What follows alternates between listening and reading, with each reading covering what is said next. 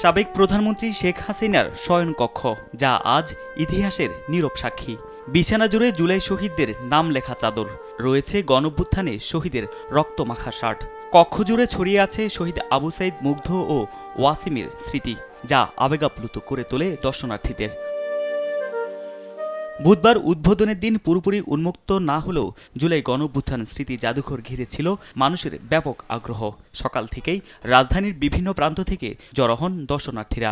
উন্মুক্ত না এটা বলেন আমাদেরকে কেউ গণমাধ্যমে, তাহলে আমরা আসতাম না। আমরা এই জন্য সবাই সময়ের দাম আছে, নতুন ভাবে করছে, এই কারণে দেখার জন্য আসছি। জাদুঘরে প্রবেশের আশায় সকাল থেকে দীর্ঘ সময় অপেক্ষা করেন অনেকে। বিকেলে দর্শনার্থীদের একটি অংশ জাদুঘরে ঢুকে পড়ে। জাদুঘরের নানা গ্যালারি ঘুরে দেখেন তারা।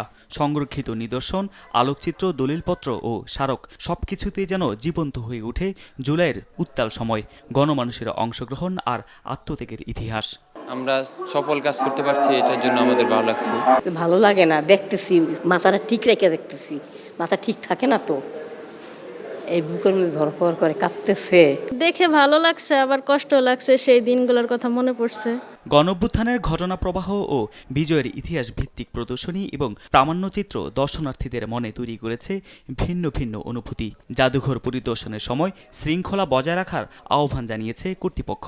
দেখা যাচ্ছে জাদুঘরের সংগৃহীত জিনিস হাত দিচ্ছে, কিন্তু আমরা বারবার আপডেট করে যাচ্ছি, বারবার বলে যাচ্ছি, সতর্ক করে যাচ্ছি যে এই জিনিসগুলো শুধুমাত্র প্রদর্শনীর জন্য। তো আমি আবু সাইদের ভিডিওটা আমি খুব মন দিয়ে দেখলাম, তো দেখে খুব কষ্ট লাগলো। বৃহস্পতিবার থেকে সর্বসাধারণের জন্য উন্মুক্ত করা হবে এই জাদুঘর। দর্শনার্থীদের প্রত্যাশা, ফ্যাসিবাদ বিরোধী গণতান্ত্রিক সংগ্রামের ইতিহাসে এটি হয়ে থাকবে এক অনন্য ও অবিস্মরণীয় স্মারক হিসেবে। তারেক মাহমুদ সুজন, দেশ টিভি, ঢাকা।